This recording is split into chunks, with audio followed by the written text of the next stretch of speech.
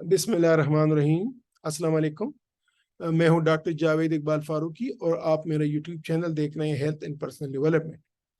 नाजरीन, पिछले दिनों मैंने क्रोनिक हेपेटाइटिस बी और क्रोनिक हेपेटाइटिस सी के इलाज के बारे में वीडियोस शेयर की थी। इसके जवाब में बहुत से दोस्तों ने मुझसे पूछा है कि हेपेटाइटिस बी और हेपेटाइटिस सी के इलाज में फ़र्क क्या है। तो आज की इस वीडियो में मैं इन दोनों में फ़र्क को वाज़ेह करना चाहूँगा। लेकिन इससे पहले कि मैं इलाज पे आऊँ और इसमें फ़र्क बताऊँ, मैं चाहूँगा कि पहले ये हम मालूम कर लें या देख लें कि हेपेटाइटिस बी और हेपेटाइटिस सी आपस में किन बातों में मुमासलत रखते हैं। तो पहली बात तो ये है कि दोनों बीमारियाँ क्रोनिक हेपेटाइटिस बी और क्रोनिक हेपेटाइटिस सी ये वायरल बीमारियाँ हैं, यानी ये वायरस से फैलती हैं।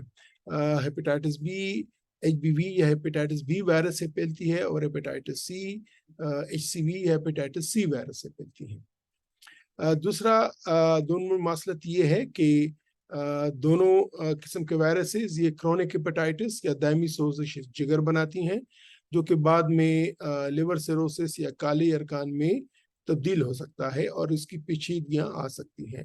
पेचीदगियाँ मैं एक और वीडियो में आपको बता चुका था कि ज़हनी गनूदगी या खुदा न ख्वास्ता खून की उल्टियाँ या पेट में पानी, और एक जो बहुत ख़तरनाक पेचीदगी होती है क्रोनिक हेपेटाइटिस बी और क्रोनिक हेपेटाइटिस सी का बाद में जाकर, वो है जिगर का कैंसर। ये तो इनमें मुश्तरक बातें हैं। एक और मुश्तरक बात ये है दोनों में कि इन दोनों बीमारियों में चाहे किसी को क्रोनिक हेपेटाइटिस बी हो या क्रोनिक हेपेटाइटिस सी हो, परहेज की कोई ज़रूरत नहीं है। किसी किस्म की कोई परहेज नहीं चाहिए, बल्कि अच्छी मुतवाज़न ग़िज़ा हम रिकमेंड करते हैं ताकि जिगर को रेस्ट मिले और जिगर को ताकत मिले।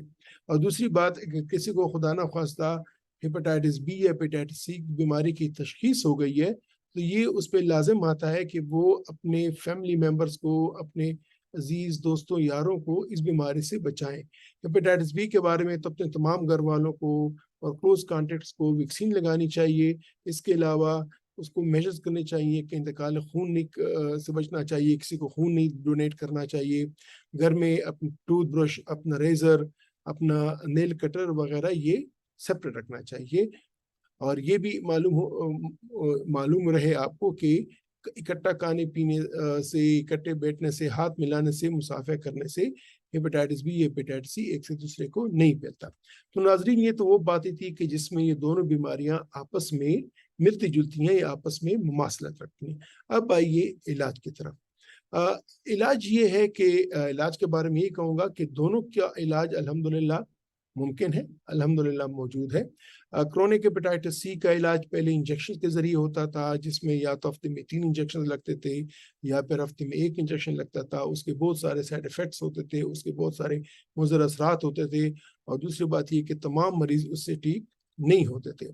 अब हेपेटाइटिस सी के लिए अल्हम्दुलिल्लाह बहुत ही कारगर, बहुत ही इफ़ेक्टिव गोलियाँ आ गई हैं, जो कि तकरीबन किसी भी किस्म की मुज़र असरात से ये आउट है, कोई इसके साइड इफ़ेक्ट्स नहीं होते और उनका ड्यूरेशन भी और उनका दौरानिया भी अब 3 महीने हो गया है। इंजेक्शन का दौरानिया 6 से महीने से लेकर 1 साल तक हुआ करता था, तो अब तकरीबन 3 महीने में गोलियों के ज़रिए हेपेटाइटिस सी का इलाज बहुत ही आसानी से और बहुत ही अच्छी कारकर्दगी से हो जाता है। तकरीबन 95% से ज़्यादा लोग हेपेटाइटिस सी के इन गोलियों से ठीक हो जाते हैं। जबकि हेपेटाइटिस बी के लिए भी पहले इंजेक्शंस थे, फिर गोलियाँ आईं। इंजेक्शन ये थे कि उसको हफ्तावार इंजेक्शन लगते थे, लेकिन उनके मुज़र असरात ज़्यादा होते थे, 1 साल तक हम देते थे। अब इंजेक्शन हम बहुत ही कम इस्तेमाल करते हैं, क्योंकि एक तो ये उनके साइड इफ़ेक्ट्स बहुत ज़्यादा हैं, दूसरा है कि 1 साल का दौरानिया है और तीसरी ये कि 100 में से कोई 20-30 लोग उस पे ठीक हो जाते थे और बाकियों में ये इंजेक्शंस फेल हो जाती थी। अब हेपेटाइटिस बी के लिए भी बहुत ही मुफ़ीद, बहुत ही इफ़ेक्टिव गोलियाँ हैं और वो गोलियाँ जब हम देते हैं तो उससे हेपेटाइटिस बी की बीमारी कंट्रोल हो जाती है। अब एक तो ये है कि दोनों का इलाज अल्हम्दुलिल्लाह मौजूद है और दोनों का बहुत ही अच्छा और मुफ़ीद इलाज मौजूद है और जिसका जो बीमारी को कंट्रोल करता है।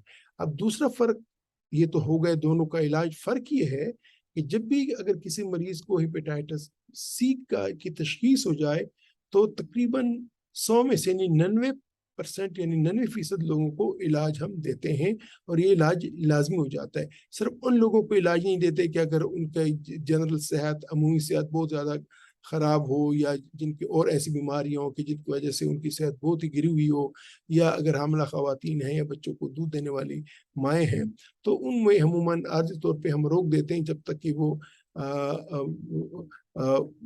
वो हमला ख़वातीन की बच्चे की पैदाइश ना हो जाए, या जो है ना वो दूध न चुरा लें, या जिनकी कोई और बीमारी है वो ज़रा कंट्रोल ना हो जाए। अदरवाइज वरना तमाम हेपेटाइटिस सी के मरीजों को इलाज दिया जाता है, और ये इलाज 3 महीने, अमूमन 3 महीने का होता है, और इसके बाद ये हेपेटाइटिस सी का वायरस इंसान के बदन से निकल जाता है।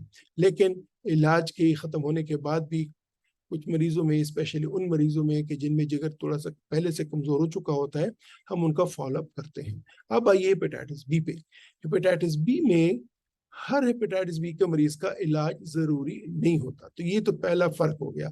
हेपेटाइटिस सी के तमाम मरीजों को इलाज जरूरत होती है और इलाज दिया जाता है, जबकि हेपेटाइटिस बी के तमाम मरीजों का इलाज नहीं किया जाता।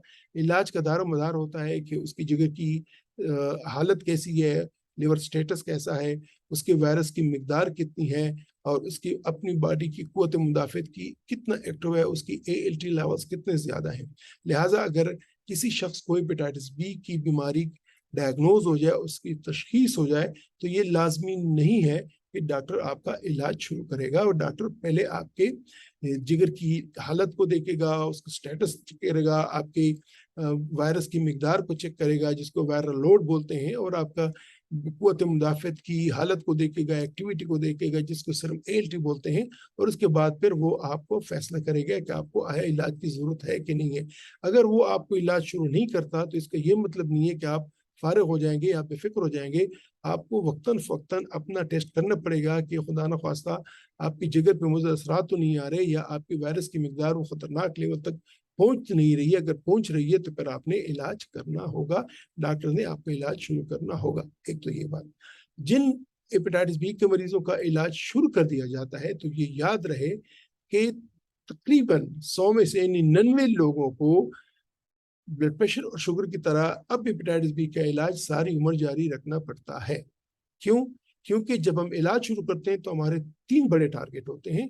सबसे बड़ा टारगेट तो ये होता है कि वो ALT नॉर्मल हो जाए, वो जो ये कुव्वत मुदाफ़त जो कि इम्यूनिटी बोलते हैं, वो जब एक्टिव थी वो नॉर्मलाइज हो जाए। नंबर 2, जो आपका PCR है या जो वायरस की मिकदार है वो काबू में हो जाए। और नंबर 3, वो जो H बेस एंटीजन या शुरू का जो टेस्ट होता है वो नेगेटिव हो जाए। जितनी भी दवाइयाँ अवेलेबल हैं, 2-3 किस्म की दवाइयाँ अवेलेबल हैं, टिनाफ वगैरह, इंटाक वगैरह है, और इस तरह की और दवाई है। इन दवाइयों में पावर ये है कि ये हेपेटाइटिस बी के मरज को कंट्रोल रखती हैं, इसके वायरस को बदन से निकालती नहीं। तो जिस तरह आपको अपने ब्लड प्रेशर और शुगर के लिए सारी उम्र दवाइयाँ लेनी पड़ेंगी, इसी तरह आपको हेपेटाइटिस बी की भी दवाइयाँ लेनी पड़ेंगी। और आप ये ना बिल्कुल गलती ना करें कि आपका PCR नेगेटिव हो गया, या आपको अगर कोई तकलीफ नहीं और आप कहते हैं मैं दवाई छोड़ जाऊंगा। अमूमन हमने देखा है, बल्कि अक्सर में ये देखा है कि हमारे मरीज, हमारी बहनें और भाई ये दवाई छोड़ देते हैं कि जी मेरा तो PCR नेगेटिव हो गया, अब मुझे क्या जरूरत है। लेकिन कुछ अर्से बाद ये वायरस दोबारा आता है, और जब दोबारा आता है तो बड़ी शिद्दत से आता है। तो ये बहुत जरूरी है कि आप अपनी दवाई अपने तौर पे बंद ना करें। हाँ, अगर आपका डॉक्टर साहब समझता है और आपने वो टारगेट अचीव किए हैं, तो उस वक्त आपकी दवाई को खत्म किया जा सकता है। तो ये तो दोनों के इलाज में फर्क हो गया कि हेपेटाइटिस सी का इलाज, जब भी हेपेटाइटिस सी डायग्नोज होगा इलाज शुरू किया जाएगा, और 3 महीने का इलाज होगा, और इलाज के जरिए से आपके बदन से हेपेटाइटिस सी का वायरस निकल जाता है। जबकि हेपेटाइटिस बी की अगर तशखीस होती है तो हर मरीज को इलाज की जरूरत नहीं होती है। इलाज की जरूरत आपका डॉक्टर बताएगा कि आया आपको है कि नहीं है, और एक दफा उसने आपका इलाज शुरू कर दिया तो ये इलाज आप कम अज कम सारी उम्र या उस वक्त तक जारी रखें जब तक आपका HbA एंटीजन नेगेटिव नहीं होगा। प्रैक्टिकली देखें तो सारी उम्र जारी आप रखेंगे इसको। और दूसरी बात यह है कि क्योंकि हेपेटाइटिस बी के वायरस के गोले से आपका जरासीम बदन से निकलता नहीं है, बल्कि बदन में कंट्रोल होता है। जिस तरह कि आप अपने घर में किसी जानवर को रस्सी बांध लेते हैं ताकि वो कोई नुकसान न करे, बिल्कुल ही ऐसे आपके हेपेटाइटिस बी का वायरस दवाइयों के जरिए से उसको बांध लेते हैं, उसको कंट्रोल करते हैं ताकि वो जिगर को नुकसान ना दे। तो ये फर्क हो गया दोनों में। दूसरी बात ये है کہ جو حامل خواتین ہیں ہیپیٹائٹس سی کے علاج کو ہم اس وقت تک روکے رکھتے ہیں جب تک ان کی حمل پورا نہ ہو جائے، زچگی نہ ہو جائے، کیونکہ یہ دوائیاں ابھی تک اتنی محفوظ نہیں سمجھی جاتی ہیں ہیپیٹائٹس سی کی دوائیاں، تو اس وقت ہم ویٹ کرتے ہیں. جبکہ ہیپیٹائٹس بی کا جو علاج ہوتا ہے وہ حمل کے پہلے 3 ماہ کے بعد باقی مہینوں میں ہم اس کو جاری رکھتے ہیں. تو یہ دونوں میں فرق ہے. دوسرا فرق یہ ہے کہ اگر بچے کو ماں دودھ دے رہی ہے تو دودھ کے دوران یا بچے کی لیکٹیشن کے دوران ہم ہیپیٹائٹس سی کی دوائیں نہیں دیتے ہیں، جبکہ ہیپیٹائٹس بی کی دوائیاں اگر ضرورت ہو تو ہم دیتے ہیں. تو ناظرین، آج میں نے کوشش کی کہ میں ہیپیٹائٹس بی اور ہیپیٹائٹس سی کے علاج میں جو فرق ہے وہ میں آپ کو بتا سکوں، لیکن آخر میں یہی کہنا چاہوں گا کہ آپ کا علاج آپ خود سے شروع نہیں کریں گے، آپ کا ڈاکٹر آپ کا علاج شروع کرے گا. اس کو پتہ ہوگا کہ اس وقت آپ کو علاج کی ضرورت ہے کہ نہیں ہے، اور اگر علاج کی ضرورت ہے تو کون سی علاج کی ضرورت ہے. امید ہے کہ میرے اس ویڈیو سے آپ کے ذہنوں میں جو سوالات تھے ان کے جوابات آئے ہوں گے. تو انشاءاللہ پھر دوسری ویڈیو میں ملیں گے کسی اور ٹاپک پہ. خدا حافظ، اپنا خیال رکھیے گا.